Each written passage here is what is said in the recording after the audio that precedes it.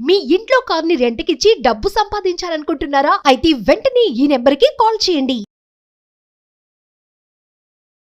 Hi hello నమస్తే welcome back to Suman TV. ప్రస్తుత స్టూడియోలో ఉన్నారు ఆధ్యాత్మిక గురువులు జ్యోతిష్య పండితులు సుభాష్ శర్మ గారు. గురుగారితో మాట్లాడదాం. నమస్తే శ్రీమాత్రే నమః. గురుగారు. బ్లాక్ మ్యాజిక్ అంటారు కదా, వశీకరణం, చేతబడి, చాలా పేర్లే ఉన్నాయి దానికి. అంటే ఇప్పటికీ ఉన్నాయి అంటారా ఈ చేతబడులు అనేది? అక్కడక్కడ అంటా ఉంటారు కదా, చేతబడి చేశారా నీకు, ఇది చేశారా నీకు అని అంటారు. తప్పకుండా తెలియజేస్తారు. ముందుగా ప్రేక్షకులందరికీ శ్రీమాత్రే నమః, శ్రీ గురుభ్యో నమః. ఆద్యాంతరహితే దేవి ఆదిశక్తి మహేశ్వరి భయేభ్యస్త్రాహినో దేవి దుర్గే దేవి నమోస్తుతే. బ్లాక్ మ్యాజిక్ అంటే మీరు అన్నట్టుగా దీనికి అనేక రకాల పేర్లు ఉన్నాయి. చేతబడులు అంటారు, బాణామతులు అంటారు, చిల్లంగులు అంటారు, నీ మీద ఏదైనా దుష్ట ప్రయోగం చేశారని పిలుస్తూ ఉంటారు. ఇలా అంటే చెప్పిన మాట వినకపోతే అనేక రకాలైన పేర్లు పెడుతూ ఉంటారు. అయితే నిజానికి బ్లాక్ మ్యాజిక్ అనేటటువంటి అంశము శాస్త్రంలో ఉన్నటువంటి అంశం. ధర్మం ఏదైతే చెప్పిందో ధర్మంలో ఉన్నటువంటి ప్రతి ఒక్క అంశం ఈ సృష్టిలో ఎక్కడో అక్కడ దాగే ఉంటుంది. ధర్మంలో లేనటువంటి అంశము సృష్టిలో ఎక్కడా కూడా ఉండదు. దేనికైనా శాస్త్ర ప్రామాణికము, ధర్మము ఆధారం అనేటటువంటిది ఒకటి ఉంటుంది. అంటే ధర్మంలో దాని గురించి కొన్ని గ్రంథాల రూపకంగా మనకు మన పెద్దవాళ్ళు అందించినటువంటి కొన్ని విధానాలు మనకు ఉన్నాయి కాబట్టి అది ఉందే అని ఖచ్చితంగా చెప్పవచ్చు. కానీ అది ఆచరించేటటువంటి పద్ధతులు కానివ్వండి, అది చేసేటటువంటి ప్రయోగం కానివ్వండి, అది పర్టికులర్గా దానికంటూ కొన్ని నియమాలు, కొన్ని కట్టుబాట్లు అనేటటువంటి కొన్ని ఉంటాయి. దాని ప్రకారంగా చేయడం అనేటటువంటిది ఉంటుంది.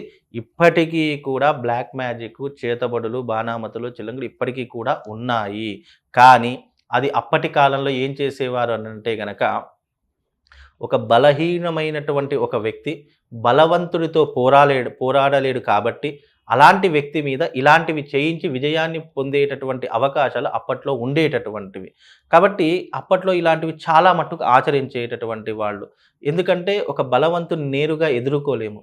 ఒక బలవంతునితో మనం పోరాడదామంటే మన శక్తి సామర్థ్యాలు, మనకున్నటువంటి శక్తి సరిపోదు. కాబట్టి అలాంటి వారు ఏంటంటే గురువులను ఆశ్రయించి, ఈ వ్యక్తి ద్వారా నాకు ముప్పు ఉంది, ఫలానా ఈ వ్యక్తి ద్వారా నాకు కష్టం అవుతుంది, ఫలానా ఈ వ్యక్తి నన్ను ఎప్పుడు పడితే అప్పుడు ఎన్నో రకాలుగా ఇబ్బందులు పెడుతున్నాడు అన్నటువంటి సమయంలో ఇలాంటివి ఎక్కువగా ఆచరించేటటువంటి సందర్భాలు ఉండేటటువంటివి. ఇప్పటికీ కూడా కొంతమందిలో మాత్రమే అలాంటి ప్రవర్తన ఉంటుంది. కొంతమంది మాత్రమే అలాంటివి చేసేటటువంటి శక్తి సామర్థ్యాలు ఉంటాయమ్మా. లేవు అనడానికైతే ఆస్కారం అయితే ఉండదు. ఖచ్చితంగా మీరు అన్నట్టుగా బ్లాక్ మ్యాజిక్ అనేటటువంటిది ఉంటుంది.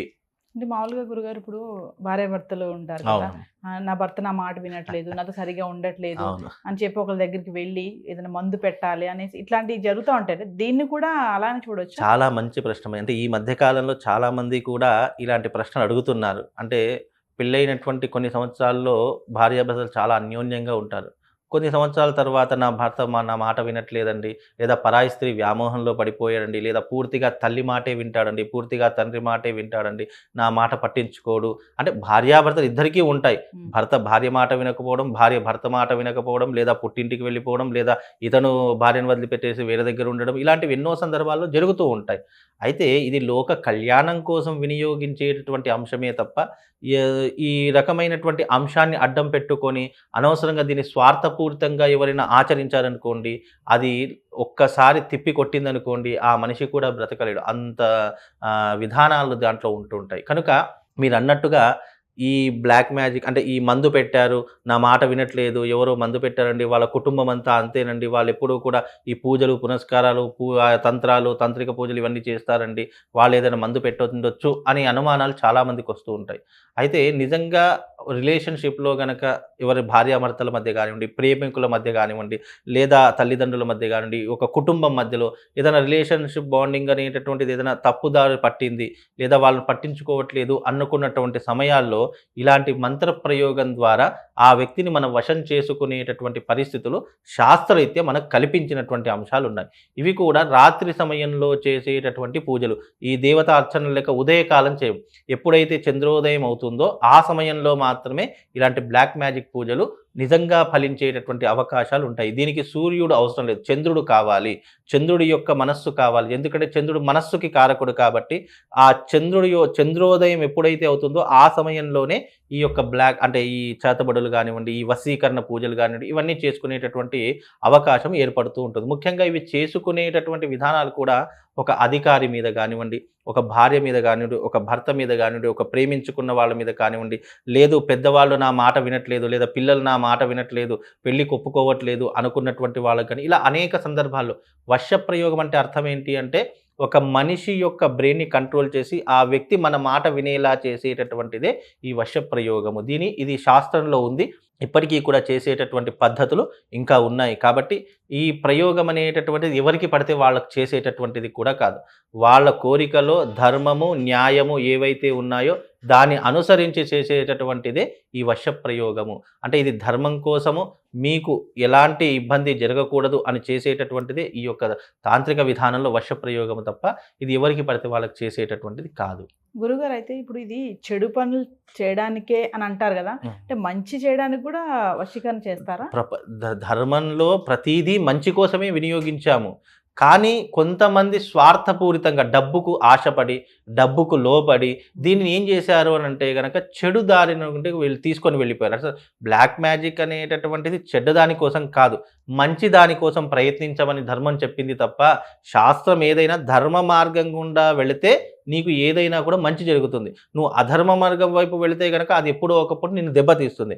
మీరు అన్నట్టుగా ఈ బ్లాక్ మ్యాజిక్ అది ఏదైతే ఉంటుందో ఒక వ్యక్తి మన మాట వినడానికే తప్ప ఒక వ్యక్తి చెడు దారిన వెళ్తున్నాడు, మంచి సత్ప్రవర్తనలో పెట్టాలి, ఒక వ్యక్తి పరాయి స్త్రీ పెళ్ళైన తర్వాత కూడా పరాయి స్త్రీ వ్యామోహంలో పడిపోయాడు, కట్టుకున్న భార్యను పట్టించుకోవట్లేదు అనుకున్నటువంటి సందర్భాల్లో, లేదా ఒక స్త్రీ కానివ్వండి పరాయి పురుషుడి యొక్క వ్యామోహంలో పడిపోయింది, భర్తను పట్టించుకోవట్లేదు, పిల్లల్ని పట్టించుకోవట్లేదు అనుకున్నటువంటి సందర్భాలలో ఈ యొక్క ప్రయోగం అనేటటువంటిది ఒకరి మాట ఒకరు వినడానికి ప్రయత్నపూర్వకంగా చేసేటటువంటి విధానమే తప్ప ఇది చెడు కోసం అంటే చాలామంది ఏమంటారంటే గురుగారు నేను ఒక అమ్మాయిని ఇష్టపడుతున్నానండి, ఆ అమ్మాయి నేను చెప్పినట్టు వినాలి, నా దారిలోకి రావాలి, ఆమెను నేను కోరుకుంటున్నాను అని చెప్పి చాలామంది అంటే వశీకరణ ప్రయోగం అంటే ఆ రకమైనటువంటి వ్యంగ్య బుద్ధితో వెళ్తూ ఉంటారు.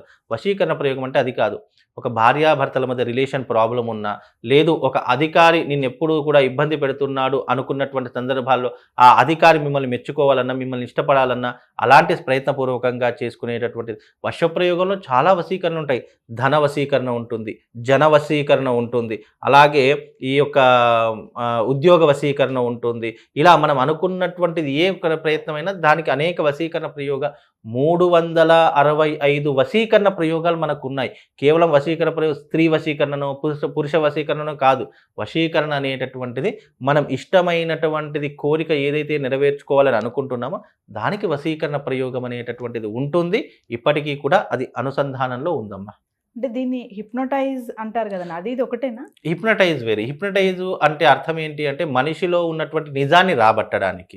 ఈ హిప్నటైజ్ ఏంటి అంటే కనుక మనిషి మన మాట వినడానికి, మనల్ని దగ్గరగా చేసుకోవడానికి, భర్తను ప్రేమగా చూసుకోవడానికి, భార్యను ప్రేమగా చూసుకోవడానికి, ఒక కుటుంబం కలిసి ఉండడానికి చేసేటటువంటి ప్రయత్నం వశీకరణ ప్రయోగం. ఇది మంచి కోసమే తప్ప చెడు కోసం అనేటటువంటిది వినియోగించుకోకూడదు. ఒక ఎదుటి వారు ఒక సమస్య చెప్తున్నప్పుడు అది ధర్మబద్ధమైనటువంటి కోరిక, న్యాయబద్ధమైనటువంటి కోరిక, ఇతరులకు హాని చేయనటువంటి కోరిక ఏదైనా సరే వశీకరణ ప్రయోగం ద్వారా ఇట్టే వాళ్ళు వశం చేసుకునేటటువంటి ప్రయత్నాలు మన శాస్త్రంలో ఉన్నాయి. తప్పకుండా దీని ద్వారా మనుషులకు మేలు చేసేటటువంటి అవకాశమే ఉండాలి తప్ప చెడు చేసేటటువంటి అవకాశాలు ఉండకూడదు అని చెప్పేసి దీని ద్వారా అంటే ఆయనతో ఈ వీడియో చేశాం కదా, నాకు అమ్మాయి కావాలి గురుగారు, నాకు అది కావాలి ఇది కావాలని కోరుకున్నారనుకోండి, అది ఎప్పటికీ కూడా నెరవేరనటువంటి కోరిక. నేను ఒకటే చెప్తా, ధర్మబద్ధమైనటువంటి కోరిక, న్యాయబద్ధమైనటువంటి కోరిక, ఇతరులకు హాని చేయనటువంటి కోరిక ఏదైనా సరే దీని ద్వారా మీరు ఇట్టే నెరవేర్చుకోవచ్చు. అది రుద్రయామల తంత్రము అనేటటువంటి ఒక గ్రంథంలో ఆ రుద్రయామల తంత్రాన్ని మళ్ళీ 10 రకాల భాగాలుగా విడదీసి దాని దశమహావిద్యలుగా విడదీయడం జరిగింది.